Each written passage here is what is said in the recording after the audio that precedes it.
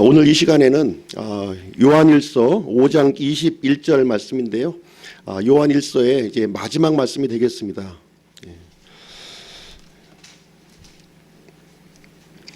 이 말씀을 전하기에 앞서서 지난주에 전했던 이 알아야 할 것 세 가지라고 하는 제목으로 이제 전해드렸는데요. 그 내용을 잠시 요약 정리하고 오늘 본문의 말씀을 살펴보는 그런 시간을 갖도록 하겠습니다. 사도 요한은 그리스도인들이 알아야 할 것 세 가지를 우리에게 이제 알려주셨어요. 첫 번째는 그리스도인으로서 구원받은 자의 정체성, 신분과 관련된 것을 분명히 알아야 된다. 이것을 우리에게 말씀을 해주셨습니다. 18절 말씀에 이제 기록이 되어 있는데요. 누구든지 하나님에게서 난 자는 죄를 짓지 아니함을 우리가 아노니 오직 하나님에게서 난 자는 자신을 지킴으로 저 사악한 자가 그를 건드리지 못하느니라. 요한일서 5장 18절 말씀은 우리의 구원을 명확하게 제시하는 구절이기 때문에 우리가 잘 이해할 필요가 있다. 이렇게 말씀을 드렸습니다. 우리 구원은 3중적 단계로 이렇게 진행이 돼요. 우리 몸이 영과 혼과 이제 몸으로 이제 구성되어 있는 것처럼 우리의 구원도 영과 혼과 이 몸으로 이 3중적 구원의 단계로 이제 진행이 된다 이렇게 말씀을 드렸습니다. 칭의, 성화, 영화 이렇게 3단계로 이제 진행이 됩니다. 이제 칭의라고 하는 것은 죄의 형벌로부터 우리가 구원받는 것을 얘기합니다. 영의 구원에 대한 부분을 이제 말씀하고 있는 것이고요. 그리고 성화라고 하는 것은 죄의 세력으로부터 이렇게 구원을 받는 것을 얘기해요. 이것은 혼의 구원을 얘기하고 있는 것입니다. 그리고 마지막으로 영화는 죄의 존재로부터 우리가 구원받는 것을 얘기하고 있는 것. 이것은 우리 몸의 구속을 이제 얘기하고 있는 것입니다. 칭의는 이제 과거에 이제 이루어진 사건이고요. 성화는 현재 진행되는 이제 사건이 되겠습니다.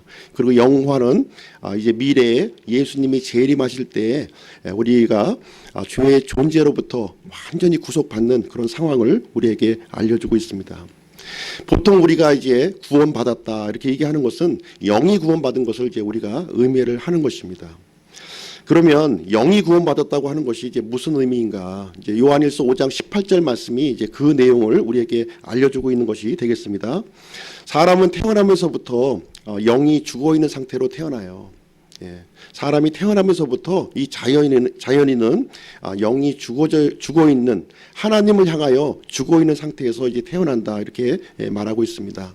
이 죽었던 영이 성령님에 의해서 이제 다시 태어나는 것, 다시 출생하는 것이 바로 이제 구원이다, 영의 구원이다 이렇게 보시면 되겠습니다. 고린도후서 5장 17절 말씀에 보면 누구든지 그리스도 안에 있으면 그는 새로운 창조물이라 옛 것들은 지나갔으니 보라 모든 것이 새롭게 되었도다 이렇게 기록하고 있는데요. 여기에 새로운 창조물이 되었다고 하는 것은 우리의 영이 성령님으로 말미암아 새로운 신분이 되었다고 하는 말씀이 이제 되겠습니다. 그래서 요한일서 5장 18절 말씀은 사람 안에 있는 이 영이 죄와 상관없는 존재예요. 죄를 지을 수 없는 존재예요. 사악한 자가 절대로 건드릴 수 없는 그런 존재가 되었다. 이 내용을 우리에게 알려주고 있는 것이 되겠습니다. 그래서 우리의 영이 살아있느냐 죽어 있느냐 하는 것은 대단히 중요한 거예요. 내가 하나님 앞에서 영이 살아있느냐 죽어 있느냐 그것은 이 영원한 시간을 어디서 보낼 것이냐 하는 문제와 직결되는 거예요. 그래서 우리 스스로를 잘 살펴서 영이 구원을 받았는지 다시 출생했는지 그 부분을 잘 점검해 볼 필요가 있습니다. 그러나 구원받은 영은 죄를 짓지 아니하고 자신을 지킴으로 사악한 자가 건드리지 못한다 이렇게 말을 해주고 있는 것입니다. 사도 요한은 두 번째 알아야 될 것을 이제 19절 말씀에 또 우리에게 알려주고 계시는데요. 그것은 무엇이냐면 19절 또 우리는 하나님께 속하고 온 세상은 사악함 가운데 있음을 우리가 아느니라 이렇게 기록을 하고 있습니다. 우리가 이제 구원받은 이후에는 이 세상은 더 이상 친교의 대상이 아니라고 하는 사실이에요. 예전에는 세상과 더불어서 우리가 살아왔지만 이제 구원받은 이제 하나님의 자녀는 이 세상과 친교의 대상이 아니다 하는 것을 우리에게 얘기해 주고 있습니다. 우리는 하나님 편에 속해 있고 세상은 더 이상 나에게 유익을 주지 못한다 하는 내용을 여기에서 말해주고 있는 것입니다. 이 세상은 이제 하나님과 이제 교제를 분리시키는 일을 이제 진행하고 있는 거예요. 예. 세상이 주는 것은 겉으로 볼 때는 이게 좋아 보이지만 궁극적으로는 나를 파멸시키고 나의 믿음을 이제 쓰러뜨리는 일을 이제 하게 된다 하는 것을 이제 우리는 알 수가 있습니다. 그래서 사도 요한은 구원받은 자의 이 정체성을 분명히 알아야 된다. 뿐만 아니라 세상의 진면목도 분명히 알아야 될 것을 우리에게 알려주고 있는 것이 되겠습니다. 그리고 세 번째 알아야 될 것을 20절 말씀에 이제 기록을 해주고 있는데요. 20절 말씀 읽어보겠습니다. 또 하나님의 아들이 오셔서 우리에게 깨달음을 주사 우리가 진실하신 분을 알게 하셨음을 우리가 알며 또 우리가 진실하신 분 곧 그분의 아들 예수 그리스도 안에 있음을 우리가 아노니 이분은 참 하나님이시요 영원한 생명이시니라. 구원받은 자는 예수 그리스도 안에 있다고 하는 사실을 이제 알아야 된다는 겁니다. 예수 그리스도는 참 하나님이시요 영원한 생명이라고 이렇게 소개를 하고 있어요. 이제 예수 그리스도 안에 들어와 있는 사람은 이 세상에서 가장 안전한 장소에 들어와 있다. 어느 누구도 침입할 수 없는 그러한 공간이 되겠습니다. 예수님 안에 들어오기로 결정한 사람은 영원한 생명을 절대로 잃어버릴 수 없다는 사실을 우리에게 알려주고 있는 것입니다. 어느 누구도 아버지의 손에서 빼앗을 자가 없으며 하나님의 사랑에서 끊을 자가 없다 이렇게 말씀하고 있습니다. 그래서 구원받은 사람은 예수 그리스도 안에 있다는 사실 이것을 분명하게 이제 알고 있어야 된다 하는 사실을 우리에게 권면해주고 있습니다. 다시 한번 정리를 해드릴게요. 중요한 내용이니까. 첫 번째 알아야 될 것은 무엇이냐면 우리의 영이 구원을 받았다고 하는 거예요. 새로운 창조물이 되었다고 하는 사실입니다. 그래서 이 구원받은 영은 죄를 짓지 아니하고 사악한 자가 건드리지 못한다 이렇게 얘기를 해주고 있는 것입니다. 두 번째 알아야 될 것은 영이 구원받은 사람은 하나님께 속해 있다는 거예요. 이제 더 이상 세상에 속한 자가 아니라 하나님에게 속해 있다. 그리고 이 세상 는 사악함 가운데 있다고 하는 사실을 알아야 한다 하는 것을 알려주고 있습니다. 세 번째로 우리 구원받은 사람은 예수 그리스도 안에 있다는 사실이에요. 가장 안전한 장소요 영원한 생명이 이제 보장되는 장소에 우리가 놓여져 있는 것입니다. 그래서 이와 같이 사도 요한은 구원받은 사람들이 이제 알아야 될 것 이 세 가지를 요한일서의 말씀을 통해서 우리에게 알려주셨습니다. 그러면 이제 오늘 이 시간에는 요한일서 5장 21절 이제 마지막 한 절 남았는데요. 우상을 멀리하라는 제목을 가지고 하나님의 말씀을 이제 전하도록 하겠습니다. 먼저 사도 요한에 대해서 잠깐 이제 말씀을 드리겠습니다. 이 사도 요한은 예수님의 12 제자 중에 이제 한 사람이었고 베드로, 야고보, 요한과 더불어서 예수님의 수제자 중에 이제 한 사람이었어요. 이 사도 요한은 요한복음 1, 2, 3서 요한계시록을 이렇게 기록을 했습니다. 요한복음은 예수님의 생애를 이렇게 기록하면서 예수 그리스도를 통한 영원한 생명을 우리에게 알려주셨습니다. 이것은 구원받은 자의 과거의 일을 이렇게 기록하고 있는 거예요. 그리고 요한서신서는 영원한 생명을 가진 사람들이 그러면 어떻게 이 땅의 삶을 살아야 될 것인가. 그래서 구원받은 사람의 현재의 일을 요한서신서는 기록하고 있는 것입니다. 마지막으로 요한계시록은 영원한 생명을 가진 사람의 미래의 삶에 대해서 이제 기록을 하고 있습니다. 다시 말하자면 구원받은 자의 미래의 일에 대해서 요한계시록을 통해서 이제 밝혀놓고 계십니다. 이제 사도 요한은 이제 노년의 나이가 되었어요. 거의 90세 가까운 이런 나이가 되어서 이제 아버지의 심정을 가지고 이제 그리스도인들에게 어떻게 하면 믿음 생활을 이렇게 올바르게 할 수 있는 것인가 그런 이 목자의 심정을 가지고 이제 요한 서신서를 이제 기록하고 있는 것입니다. 사도 요한은 예수님과 가장 가까이 있었던 그런 제자예요. 예수님께서 사랑하시던 제자로 이렇게 표현이 되어 있습니다. 가장 가까이 있었고요. 예수님의 품에 이렇게 안기었던 그 제자로 이제 묘사가 되고 있습니다. 예수님의 공생의 3년 반의 봉생의 기간을 함께했고 십자가에서 죽으실 때 모든 제자들은 도망쳐 버렸지만 사도 요한은 십자가의 죽음을 바로 곁에서 지켜본 그런 제자였습니다. 그리고 3일 만에 부활하신 예수님을 이렇게 만났고 하늘로 승천하시는 모습을 직접 목격한 그러한 제자였습니다. 오순절날 성령 침례를 받고 베드로와 더불어서 예루살렘 교회를 세우는 초대교회의 기둥과 같은 그런 제자였습니다. 사도 요한은 예수님을 만난 뒤에 변화가 되었어요. 처음에는 이제 천둥의 아들로 이렇게 불릴 정도로 굉장히 이제 거친 성격의 그런 소유자였지만 나중에는 사랑의 사도로 이렇게 변모가 되었습니다. 예수님을 만나기 전에는 이제 고기 잡는 어부였죠. 그렇지만 예수님을 만난 이후에는 삶이 이제 180도로 변화가 되어서 사람을 낚는 어부로 이렇게 변화가 되었습니다. 오늘 이제 요한일서 마지막 절을 이제 살펴봄에 앞서서 요한일서 전반에 나타나 있는 예수님에 대해서 한번 잠깐 이제 말씀을 드리고 21절 말씀을 이제 전하도록 하겠습니다. 요한 서신서 이렇게 보시면 예수님이 누구신가?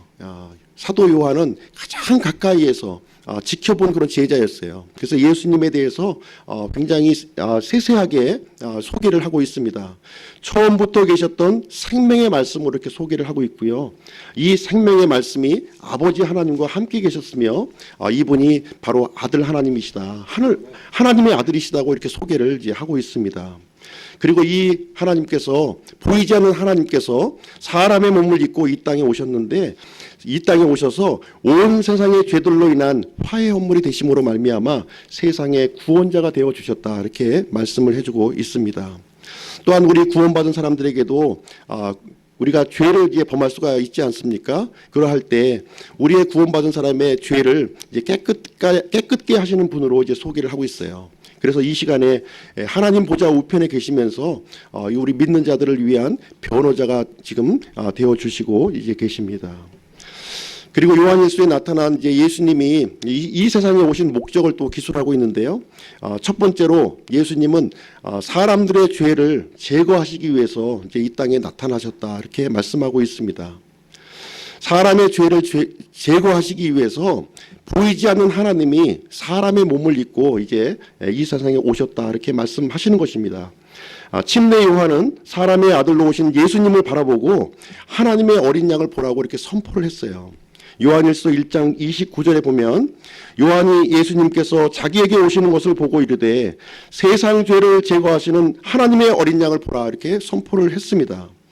개역성경에 보면 세상 죄를 지고 가는 하나님의 어린 양을 보라 이렇게 했는데 이것은 이제 정확한 번역이 이제 아닙니다. 그 시점에서 예수님이 세상 죄를 지고 가면 이제 곤란해지는 겁니다.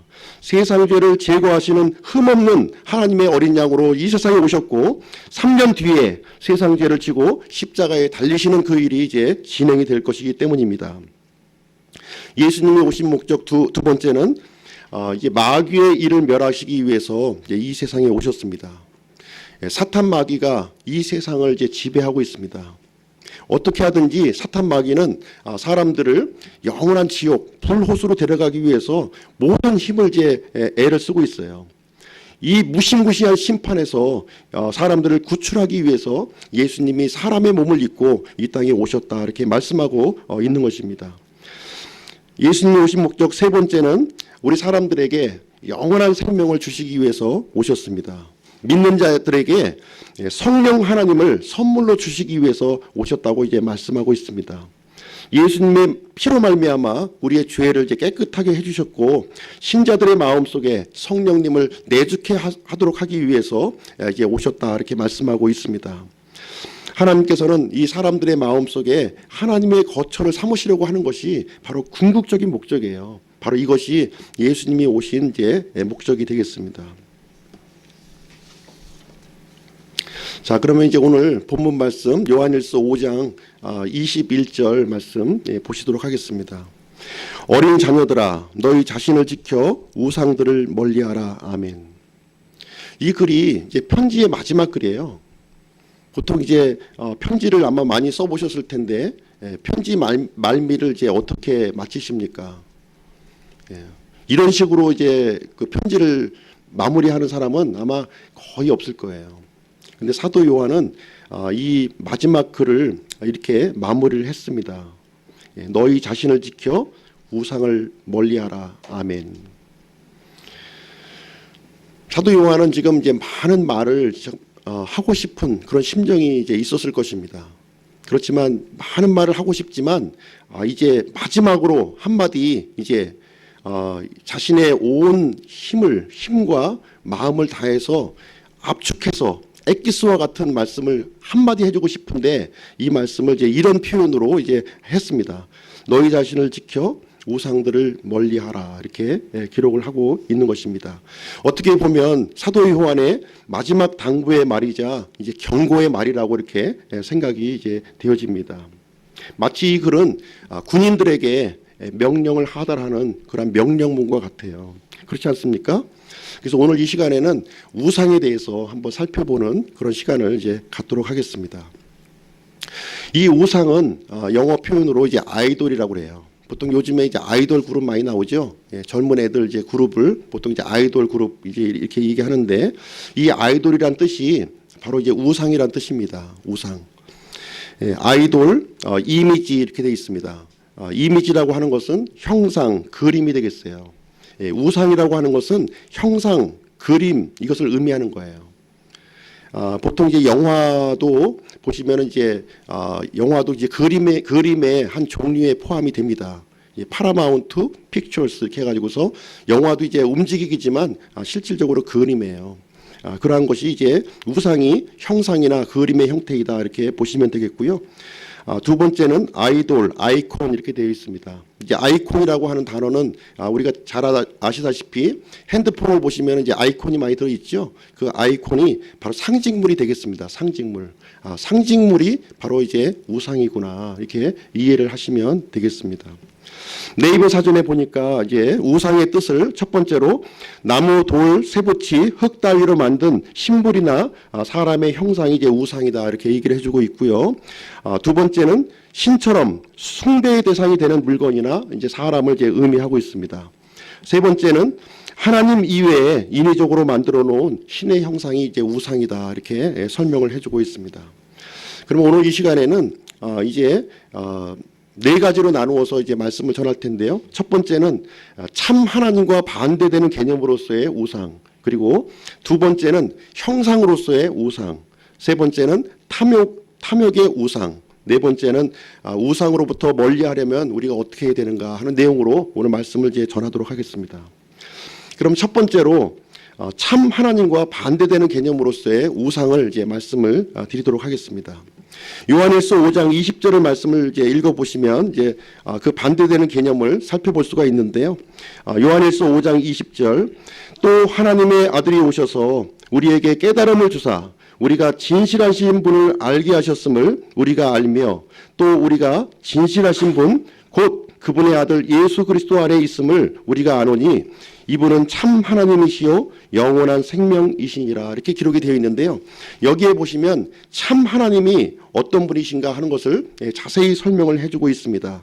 예수님께서 참 하나님이시요 영원한 생명이라고 이렇게 소개를 해주고 있어요. 이 말씀과 연관지어서 우리는 우상의 의미를 이제 살펴볼 수가 있습니다. 우상이라고 하는 것은 참 하나님과 이제 반대되는 의미로서 거짓된 것을 의미한다 이렇게 볼 수가 있습니다. 그리고 우상은 영원한 하나님과 반대되는 의미로서 일시적인 것, 유한한 것이 이제 우상이다 이렇게 말씀을 드릴 수가 있겠습니다. 그리고 우상은 유일하신 하나님과 반대되는 개념으로 여러 신들을 이제 의미한다 이렇게 이해를 하시면 되겠습니다. 우리가 이제 구원받은 것은 이제 거짓된 것으로부터 유한한 것으로부터 또 여러 신들로부터 이제 돌이켜서 진실하신 하나님과 이제 교제를 나누는 것을 이제 의미하고 있어요. 그래서 요한일서는 이제 진실하신 하나님과 이제 교제하는 것에 대해서 우리에게 이제 말씀해주고 있는 것입니다. 근데 이 하나님과의 교제를 막고 있는 방해물이 바로 이제 우상들이다 이렇게 얘기를 해주고 있는 것입니다. 우상들은 일시적인 것, 유한한 것, 거짓된 것, 물질적인 것들을 가지고 이 영원하신 하나님과 이제 멀어지도록 하는 그런 역할을 이제 수행하고 있는 것입니다. 그래서 사도 요한은 우리 자신을 지켜서 우상들을 멀리하라고 이렇게 경고의 말씀을, 마지막 경고의 말씀을 하고 계신다, 이렇게 보시면 되겠습니다. 우리 구약 성경 이사야서 말씀을 한번 다 같이 한번 보시도록 하겠습니다. 이사야서 41장입니다.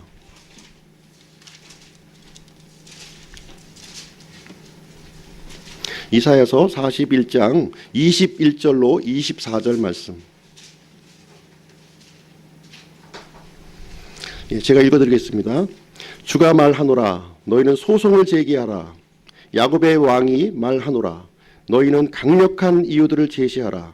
그들은 그것들을 제시하고 앞으로 일어날 일을 우리에게 보이며 또 이전 일들이 어떠했는지도 보일지니라. 그리하면 우리가 그것들을 깊이 생각하고 그것들의 마지막 끝을 알리라. 또는 앞으로 있을 일들을 우리에게 밝히 보이라.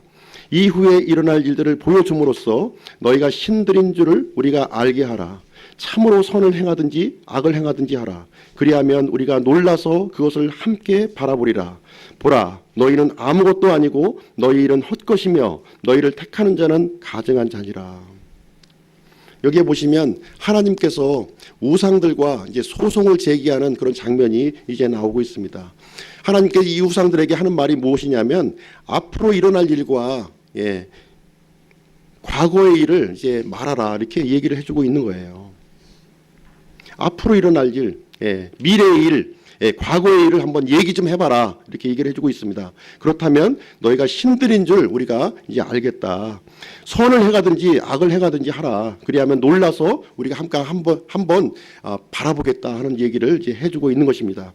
그러시면서 하나님께서는 너희 우상들은 아무것도 아니고 너희들은 헛것에 불과하다 하는 사실을 우리에게 말씀해주고 있는 것입니다. 이 우상에 대해서 말씀하시면서 하나님 자신이 어떠하신 분이신가 하는 것을 우리에게 이제 알려주고 있는 내용이 되겠습니다. 미래의 일과 과거의 일을 말해 주실 수 있는 분이 과연 누구인가 하는 거예요. 하나님밖에 없다. 이것을 우리에게 알려주고 있는 것입니다. 세상을 창조하신 분만이 창조 때의 일을 우리에게 말할 수 있는 것입니다. 여기 이제 자녀분들이 많이 계신데 본인들이 태어난 때의 일을 잘 모를 거예요. 내가 태어났을 때 어떤 상황에 놓여 있는지 그 사실을 잘 아는 사람이 누굽니까? 그 부모가 아는 거예요. 마찬가지입니다. 하나님께서 이 온 우주 세상을 창조하셨기 때문에 창조의 일을 말해줄 수 있는 분은 하나님밖에 안 계시다 하는 이 사실을 우리에게 알려주고 있는 것이 되겠습니다. 미래의 역사를 또 이끌어 가실 분만이 미래에 확정되어질 일을 우리에게 알려줄 수가 있는 겁니다. 하나님께서는 성경 기록을 통해서 이제 메시아가 보내주실 것을 미리 말씀해 주셨어요. 미리 기록해 주셨습니다. 성경 기록을 보면은 메시아의 초림에 대한 예언이 대단히 많이 있습니다. 이 모든 예언이 한 사람 예수 그리스도에게 집중되어 있다고 하는 사실을 우리는 발견을 합니다. 또 예수님의 재림에 대한 예언이 대단히 많이 기록되어 있습니다. 이 모든 예언들이 또 예수 그리스도를 통해서 우리가 이루어질 것을 또한 우리가 아는 것입니다. 하나님께서는 이렇게 미래의 일도 알려주셨고 이것을 성경 기록을 통해서 이렇게 주셨습니다. 그래서 이 기록된 예언이 성취됨으로 말미암아 하나님께서 참 하나님이시다 하는 사실을 우리에게 선포하고 이제 계시는 겁니다. 미래의 일을 기록으로 남긴 종교는 기독교가 유일해요. 그 어느 종교에도 없습니다. 하나님의 완벽한 계획에 따라서 이제 인류 역사는 이제 진행되고 있는 것이고요. 이러한 상황에서 하나님의 은혜의 손길을 붙잡는 자들에게는 긍휼을 얻는다고 이렇게 말씀해주고 있고, 하나님의 이 은혜의 손길을 끝까지 거부하는 사람들에게는 마음을 딱딱하게 먹은 사람에게는 긍휼이 없는 심판이 임할 것을 하나님께서는 우리에게 말씀해주고 있는 것입니다. 그래서 하나님께서는 우상들은 아무것도 아니다. 과거의 일도 미래의 일도 알려주지 못하는 헛것에 불과하다고 하나님께서 우리에게 말씀해주고 있는 것이고요. 단지 무엇인가 줄 수 있는 것처럼 우리를 이제 속이고 있는 겁니다. 기만하고 있는 것입니다. 그 사실을 우리가 분명히 이제 알아야 된다는 사실을 여기서 보여주고 있습니다. 두 번째는 형상으로서의 우상에 대해서 잠깐 이제 말씀을 드리도록 하겠습니다. 형상의 우상은 무엇이냐면 눈에 보이는 우상이에요. 눈에 보이는 우상. 부어 만든 형상, 새긴 형상, 이것은 역사가 굉장히 깊습니다. 인류의 역사와 함께 이렇게 함께 했다고 해도 이제 과언이 이제 아닙니다. 사람들은 이제 막연한 두려움이 있어요. 이 영적인 두려움, 미래에 대한 두려움을 이제 갖고 있기 때문에 무엇인가 힘이 될 만한 것들을 이렇게 의지하고 섬기려고 하는 그런 특성을 이제 가지고 있습니다. 그래서 이제 오래된 나무라든가 커다란 돌과 같은 자연물의 형상을 이렇게 섬기는 일을 이제 하게 됩니다. 또 심지어는 파충류와 같이 동물의 형상을 이제 섬기기도 하고요. 반인반수 괴물의 형상을 이제 섬기는 예도 우리가 역사의 기록을 통해서 우리는 살펴보고 있습니다. 불교에서 보면은 석가모니와 같이 이제 사람의 형상을 놓고 섬기는 일을 이렇게 하고 있습니다. 이 사실을 로마서에 이제 기록을 하고 있는데요. 로마서 말씀 한번 보시겠습니다. 신약성경 로마서 1장 23절. 로마서 1장 23절.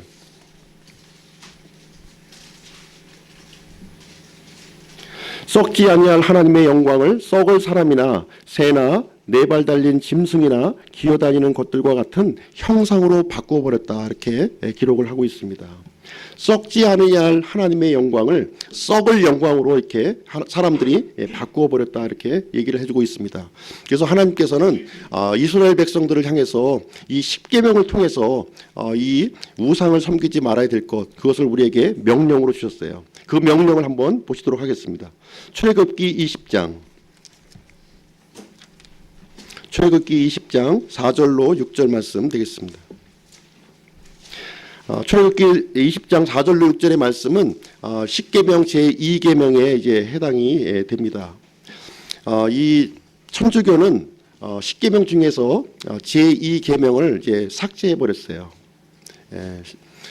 천주교의 기록 이제 그 교리에 보는 십계명을 보시면 이 제2계명이 이제 없습니다. 없고 제10계명을 둘로 나누어서 이렇게 십계명인 것처럼 이렇게 구성을 해 놓았는데요.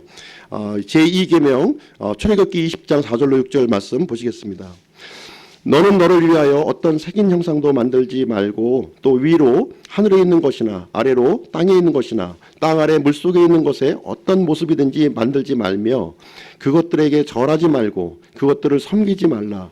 나 곧 주 내 하나님은 질투하는 하나님이니라. 나는 나를 미워하는 자들에게는 아버지들의 불법을 자손들에게 벌하여 3, 4대까지 이르게 하거니와 나를 사랑하고 내 명령들을 지키는 수천의 사람들에게는 긍휼을 베푸느니라. 십계명 말씀은 이제 안식일을 이제 제외하고는 오늘날에도 유효한 이런 그 도덕적 계명이 되겠습니다. 하나님께서는 이 계명을 통해서 어떤 새긴 형상도 너를 위하여 이제 만들지 말고 절하지 말 것을 우리에게 명령으로 우리에게 주셨습니다. 참 마귀는 참 간교한 존재죠. 굉장히 간교한 존재입니다. 창세기 3장에 이제 나와 있지만 간교한 존재예요. 마귀는 다양한 방식으로 이제 우리 사람들로 하여금 우상을 숭배하도록 이렇게 만들고 있어요. 사람의 가장 약한 부분을 이렇게 침투해서 이렇게 공략을 하고 있는데요. 사람의 가장 약한 부분이 무엇이냐면 바로 영적인 두려움입니다. 영적인 두려움을 이용해서 우상을 숭배하도록 이렇게 만드는 것을 이제 볼 수가 있습니다. 거기다 돈을 바치라 그러고 정성을 바치라 그러고 시대마다 나라마다 그 모양과 형태는 다르지만 그 본질은 들어가 보면 똑같다고 하는 사실을 우리는 알 수가 있습니다. 우리 주변에도 보면은 힘이 돼줄 것이라고 믿는 것들이 대단히 많이 있어요. 뭐 생소한 것들이 없습니다. 예전에 보면 우리 집집마다 신주단지라는 걸 하나씩 다 집집마다 이제 갖고 있어요. 아마 요즘에도 아마 이제 신주단지를 모시는 분들이 아마 꽤 있을 것으로 보는데요. 부적이 있습니다. 부적. 부적을 또 이렇게 갖고 다니면 이렇게 그 사고도 안 나고 이렇게 또 건강하게 무병장수 할 수 있을 것으로 이렇게 생각하면서 이제 베개 보통 이제 어디에 집어넣습니까? 베개 그 베갯잎 속에 아니면 또 지갑 이런 데 집어넣어서 아니면 옷자락 안쪽에 이제 자녀들이 또 싫어하니까 몰래 숨겨서 이렇게 숨겨놓는 그러한 일이 이제 일어나고 있습니다. 요즘에는 또 뭐 달마도라고 해서 달마도 그림을 이제 걸어 놓으면 이렇게 큰 힘을 주는 것으로 생각하고 있고요. 좀 이제 돈 좀 있는 사람들은 이제 금두껍이나 이런 이런 것들 또 이제 갖고 있는 분들이 또 있습니다. 이스라엘에서도 보면은 이제 드라빔이라는 게 있었어요. 드라빔. 이제 이 야곱의 아내 중에 이제 라헬이 숨겨서 이렇게 가져왔던 그 드라빔이라고 하는 우상이 있었는데요.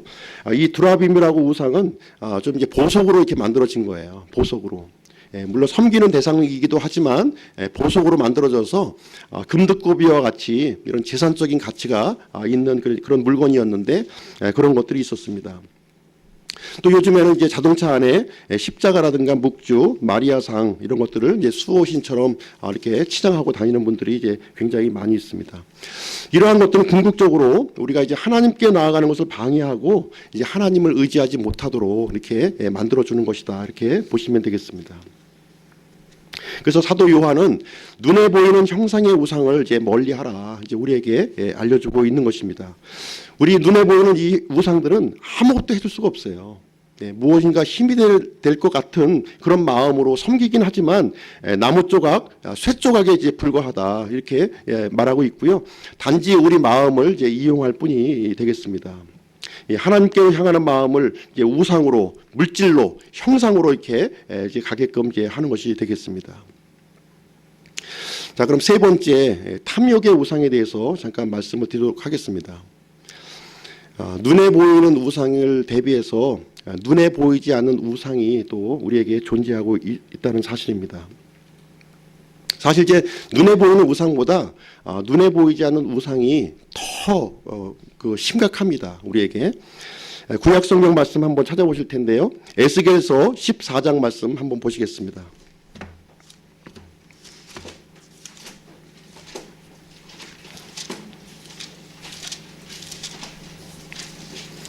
에스겔서 14장 3절로 6절 말씀입니다. 3절로 6절.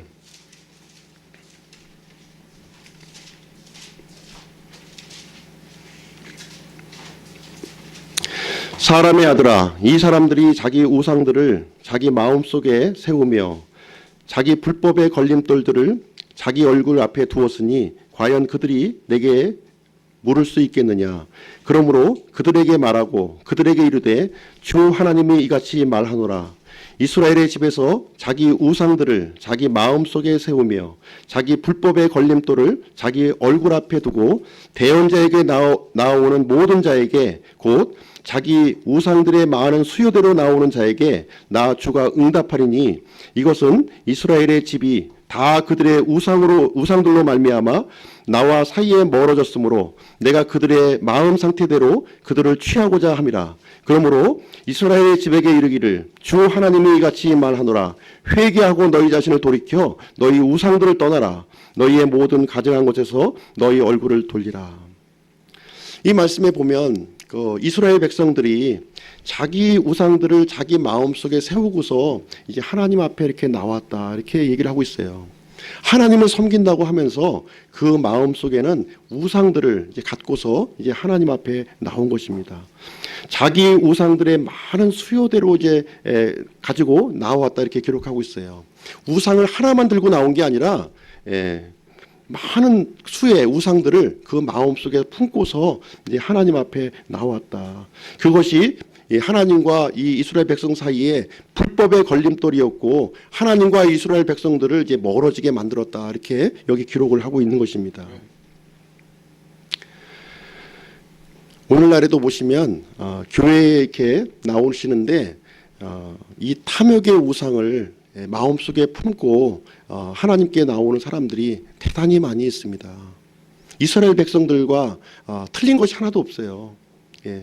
말로는 겉으로는 하나님을 섬긴다고 이렇게 나오면서 그 마음속에는 이 많은 수의 우상들을 내 마음속에 품고서 하나님 앞에 나오는 사람들이 대단히 많이 있다는 사실입니다. 우리 이제 교회에 나오는 목적을 이제 분명히 해야 될 필요가 있어요. 물론 이스라엘 백성도 하나님 앞에 나오는 이유를 분명히 해야 되는 것처럼 우리 그리스도인들 구원받은 사람들도 교회에 나오는 일을 분명히 해야 된다. 우상을 품고 나오면 그것이 불법의 걸림돌이요 하나님과 그 사이를 멀어지게 한다고 우리에게 말해주고 있습니다. 회개하고 돌이킬 것을 우리에게 얘기해주고 있어요. 나는 하나님을 이용하고 있는가, 아니면 하나님을 섬기려고 하고 있는가 하는 부분을 우리는 이제 점검해 볼 필요가 있다고 하는 사실입니다. 교회에 나와서 무언가 이득을 취하려고 한다면 바로 그것이 이제 우상이다, 이렇게 얘기를 해주고 있는 거예요. 오늘날 교회에 나와서 산에 올라가는 얘기, 골프 얘기 하는 사람들이 부쩍 많아졌습니다. 예배는 이제 건성이에요. 목적이 다음 주에 나갈 이제 어떤 산을 올라갈 것인가, 또 어느 산 갔다 왔는데 또 뭐 어떻더라 하는 내용이 대부분의 주제입니다. 또 어떤 사람은 이제 골프 얘기 이제 하고 이제 그런 일을 진행을 하고 있어요. 요즘 이제 물질적으로 굉장히 풍요하다 보니까 저희 이제 그 친구들도 보면은 뭐 먹으러 갈까, 이제 어디로 놀러 갈까, 이 궁리로 이제 가득 차 있는 모습을 우리는 이제 볼 수가 있습니다. 우리 그리스도인들도 예외가 아니에요.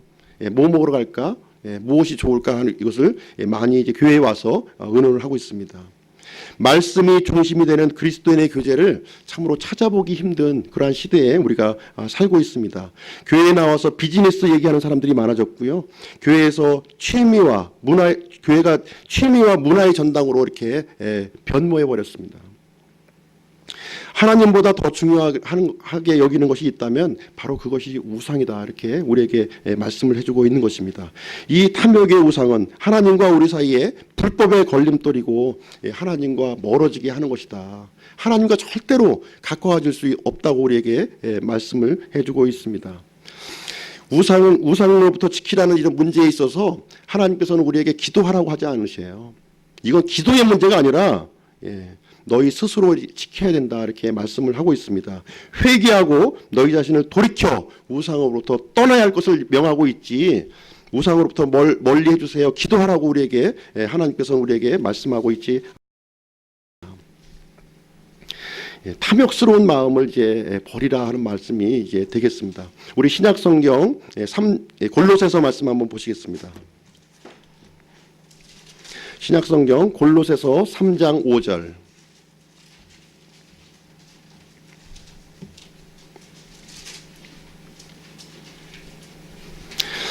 그러므로 땅에 있는 너희 지체들을 죽이라. 그것들은 음행과 부정함과 무절제한 애정과 악한 욕정과 탐욕이니 탐욕은 우상 숭배니라. 신약 성경에서는 구체적으로 탐욕이 우상 숭배다, 이렇게 우리에게 언급을 해주고 있습니다. 이 탐욕이라고 하는 것은 땅에 있는 것들에 대한 강한 집착이 바로 이제 탐욕이 되겠습니다. 이제 사람마다 욕심은 없을 수는 없지요. 그렇지만 이 정도가 지나치게 되면 우상이 된다, 이것을 우리에게 말씀해주고 있는 것입니다. 우리 이제 만족하는 법을 배워야 돼요. 만족하는 법. 히브리서 13장 5절에 보면 너희의 행실을 탐욕이 없게 하고 너희가 가진 것들로 만족하라, 이렇게 우리에게 말씀을 해주고 있습니다. 하나님의 아닌 것들, 세상에 있는 것들로 우리 마음을 이제 차지하게 하지 말라, 이렇게 하도록 말씀해주고 있습니다. 우리 마음의 왕자를 하나님께 내어드려야 돼요. 이 마음의 왕자에 내가 들어가 있고 물질이 들어가 있다면 바로 그것이 우상이다, 우리에게 말씀을 해주고 있는 것입니다. 세상에 있는 것들은 이제 세 가지로 압축이 됩니다. 요한일서 2장 말씀에 이렇게 보시면 육신의 정욕, 안목의 정욕, 인생의 자랑, 요 세 가지로 이제 압축되어서 우리에게 말씀을 해주셨습니다. 육신의 정욕은 뭐예요? 물질적인 것이죠. 돈이나 재물, 이러한 것들이 우리 마음속에 차지하지 말라고 우리에게 말씀해주고 있는 것입니다. 안목의 정욕은 또 무엇입니까?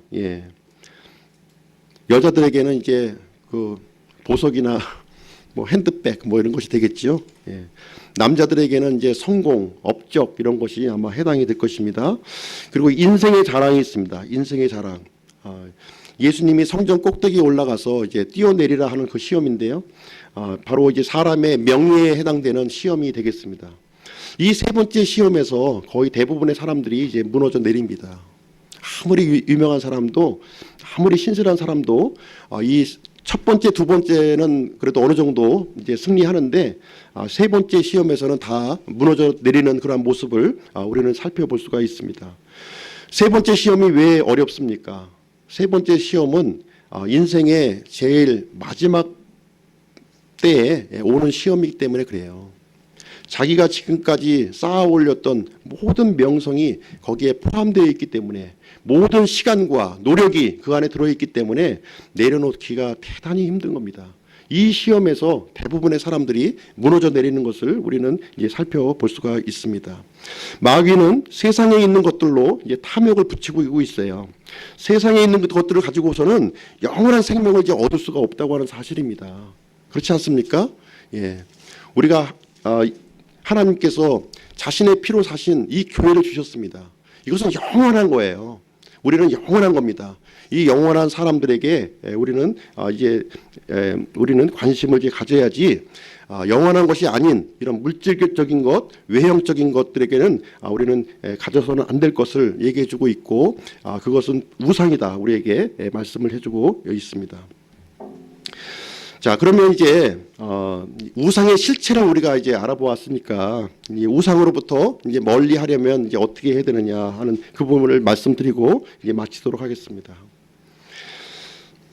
먼저 우리는 하나님 소유의 백성이라고 하는 사실을 분명하게 인식하고 있어야 돼요. 내가 하나님의 백성이라고 하는 사실을 자꾸 망각하다 보니까 이제 물질을 섬기고 우상을 섬기는 일이 이제 발생하게 되는 것입니다. 예수 그리스도의 보배로운 피값으로 하나님께서는 나를 사 주셨습니다. 이제는 이제 하나님께 속한 자라고 하는 사실이고요. 하나님을 위해서 이제 살아야 되는 것입니다. 이제 나를 위해서 사는 것도 아니고 하나님을 위해서 이제 살아야 되는 것입니다. 하나님의 뜻을 구하며 나아갈 때 하나님께서는 우리가 생각하는 것 그 이상으로 넘치도록 우리에게 주실 것이라는 사실입니다. 내가 내 영광을 구하는 것인지 하나님의 영광을 구하시는 것인지 그것을 잘 살펴보아야 될 필요가 있습니다. 이사야서 42장 8절 말씀해 보시면, 나는 주니라, 그것은 내 이름이니라. 나는 내 영광을 다른 자에게 주지 아니하며 내 찬양을 새긴 형상들에게 주지 아니하리라. 하나님의 이 영광을 이 다른 우상과 이 물질과 함께 나누지 않겠다고 하나님께서는 우리에게 말씀하고 계십니다. 이사야서 43장 7절 말씀에서도 보시면, 곧 내 이름으로 불리는 모든 자라, 내가 내 영광을 위하여 그를 창조하고 그를 지었으며 참으로 내가 그를 만들었느니라. 하나님께서 우리 사람을 창조하신 목적이 하나님의 영광을 위해서 우리를 창조했다. 이 창조의 본분을 우리가 망각해서는 안 될 것을 우리에게 말씀하고 계신 것이 되겠습니다. 우상을 멀리하는 방법 이제 두 번째, 창조물이 창조주보다 앞설 수가 없습니다. 창조물은 숭배의 대상이 될 수가 없어요.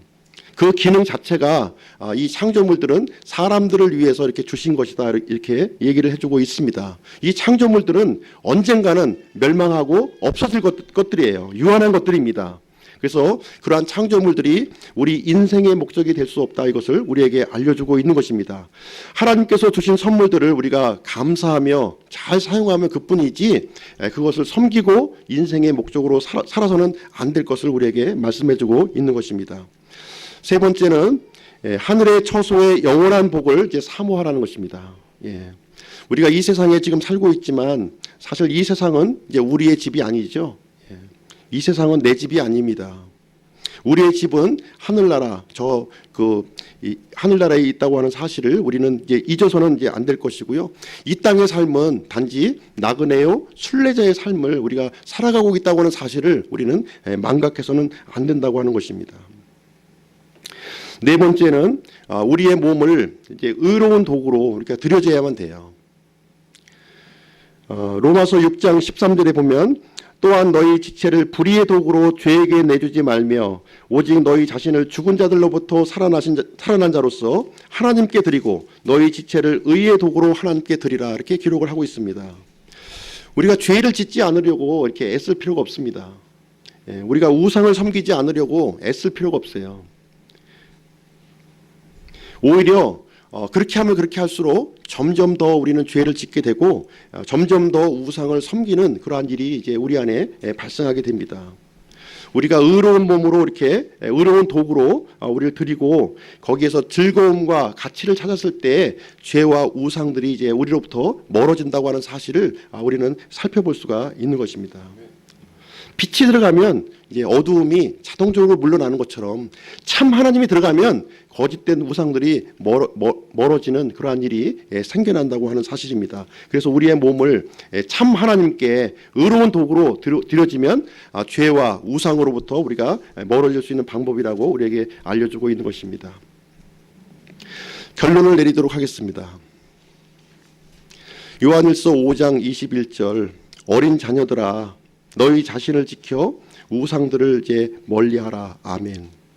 사도 요한은 우리 자신을 이제 스스로 지키라 이렇게 얘기를 하고 있습니다. 스스로 지키라. 이 지킨다고 하는 영어 표현 keep이라고 하는 단어는 두 가지 뜻을 가지고 있어요. 두 가지 뜻. 하나는 이제 지킨다는 뜻입니다. 내가 이제 방어한다는 뜻이고요. 또 한 가지는 보존한다는 뜻입니다. 내 안에 있는 것을 보존한다. 외부에 있는 것으로부터 내가 방어한다. 이 두 가지 뜻을 이제 가지고 있습니다. 그래서 먼저 하나님께서 우리에게 주신 것들 이것을 지켜야 되는 거예요. 하나님께서 우리에게 주신 것들 있잖아요. 주신 것들 영원한 생명을 주셨고 영원한 신분을 우리에게 주셨습니다. 무엇보다도 아들 하나님 예수 그리스도를 우리에게 주셨어요. 이 소중한 것을 우리에게 주셨는데 이것을 지키라는 거예요. 근데 이것을 이렇게 소홀히 여기고 이 중요성과 가치를 인정하지 못하는 사람들이 대단히 많이 있다고 하는 사실입니다. 그리고 또한 우리에게 구원과 믿음과 또 가정과 이 교회를 주셨어요. 우리에게 맡겨주신 것입니다. 이것을 지켜야 될 것을 우리에게 말씀해주고 있는 것입니다. 지킨다는 의미 또 한 가지는 무엇이냐면 방어한다는 의미예요. 외적인 적으로부터 나를 이제 방어한다는 거예요. 우리가 살고 있는 이 세상에 보시면 사악한 적들이 대단히 많이 있다는 거예요. 도처에 많이 있어요. 도처에 쥐레들이 이제 많이 있는 것입니다. 마귀는 이 우상들을 이용해서 이제 우리로 하여금 이 하나님과 멀어지도록 이렇게 만들고 있습니다. 이 우상들 뒤편에 바로 이 사악한 존재에 이 마귀가 있다고 하는 사실을 우리가 알고 있어야 됩니다. 그 물질 자체에 문제가 있는 게 아니에요. 그 속에 그 뒤에 마귀가 있다고 하는 사실을 우리가 분명하게 간파할 수 있어야 된다 하는 사실을 우리는 알아야 될 필요가 있는 것이고요. 그래서 이 우상이라고 하는 것은 다양한 모습으로 나타나요. 다양한 모습으로. 어떤 사람에게는 자녀로, 어떤 사람에게는 물질로, 어떤 사람에게는 성공으로, 어떤 사람에게는 또 여자로 이렇게 다양한 모습으로 바꿔서 이렇게 등장하고 있습니다. 왜 그렇습니까? 우상 자체에 힘이 있어서 그럴까요? 그 뒤에 마귀가 그것을 이용하고 있다고 하는 사실을 우리는 분명하게 이제 알 필요가 있는 것입니다. 우상의 특징이라고 하는 것은 거짓된 거예요. 거짓된 것. 참 하나님과 대비되는 거짓된 것이고 영원하신 하나님과 대비되는 일시적인 것입니다. 변신의 천재예요. 우상은. 하나님보다 더 중요한 게 여기는 것이 만약에 있다면 그것이 자녀이든지 교육이든지 내 학위든지 무엇이든지 간에 있다면 바로 그것이 우상이다. 우리에게 얘기를 해주고 있습니다. 마귀는 그것을 가지고 우리를 하여금 하나님과 멀어지도록 이렇게 해주고 있다고 하는 사실을 우리는 알 필요가 있는 것입니다. 그래서 사도 요한은 요한 1서를 이제 마무리하면서 편지를 이제 정리하면서 어떻게 보면 권면의 말씀, 그렇죠? 어린 자녀들아 이렇게 얘기하면서 권면의 말씀을 이렇게 해주시고 있고 또 한편으로 그 내용을 볼 때에는 이건 권면의 말씀이 아니라 경고의 말씀으로 우리에게 주시고 있는 말씀이 되겠습니다. 참 하나님을 우리가 섬기도록 하기 위해서 예수 그리스도께서 사람의 몸을 입고 이 땅에 오셨습니다. 그래서 우리 자신을 지켜서 우상들로부터 멀리하는 그런 기쁨 침례계의 성도님들이 되시기를 원하고 우리의 구원자 예수 그리스도와 동행하는 그런 한 주간이 되시기를 간절히 기원합니다. 제가 기도하고 마치겠습니다.